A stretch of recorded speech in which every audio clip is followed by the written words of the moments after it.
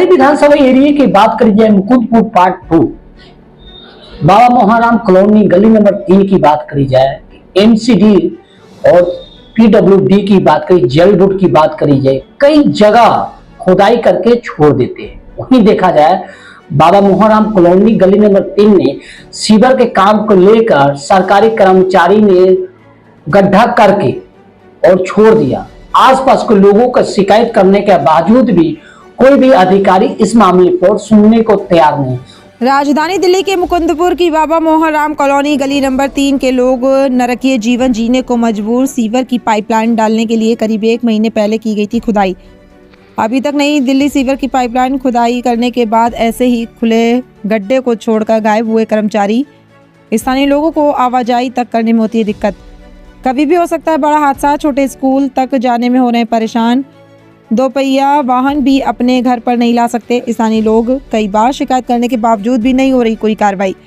बुराड़ी विधानसभा के मुकुंदपुर बाबा मोहन राम कॉलोनी के लोगों ने उस वक्त बहुत खुश हुए जब उनकी कॉलोनी में सीवर लाइन डालने के लिए सड़क की खुदाई का काम शुरू हुआ। हर किसी ने सोचा कि अब उनकी कॉलोनी में सीवर लाइन बिछेगी जिससे उन्हें एक और सुविधा मिले, लेकिन अब ये सुविधा इन लोगों के लिए सबसे बड़ी परेशानी का कारण बन चुकी है, क्योंकि यहाँ करीब 2 महीने पहले सीवर की पाइपलाइन डालने के लिए सड़क खुदाई का काम हुआ, लेकिन अभी तक ना तो सड़क के गड्ढे भरे गए ना ही पाइपलाइन डाली, जिस वजह से अब लोग परेशान हो रहे हैं। अपने 2 पहिया वाहन को भी दूसरों के घरों में खड़ा कर रहे हैं और फिर पैदल अपने घर आते हैं।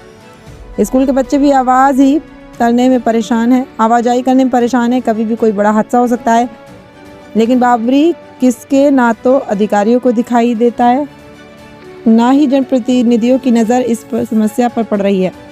संजय सिंह की दिल्ली से खास रिपोर्ट। बहुत गलत स्क्रिप्ट है। क्या नाम है सर?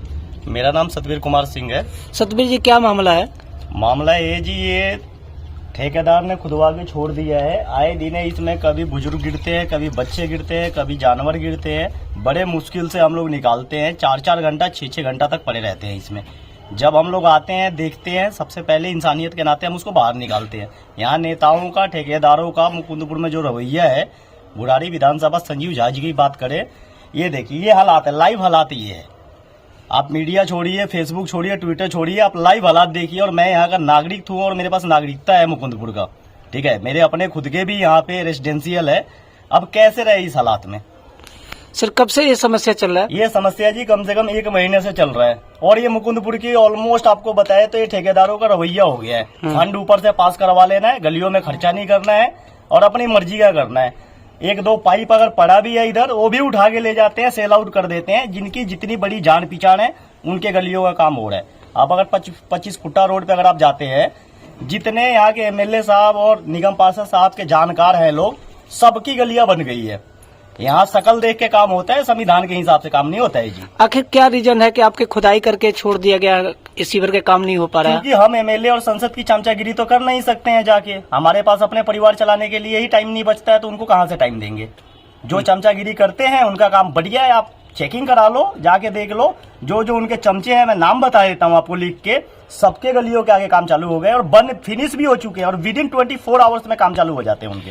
बाकी आपकी गलियों की बात करी जाए, काम नहीं हो पा रहा है, आखिर क्यों रोका जा रहा है, क्या कारण है?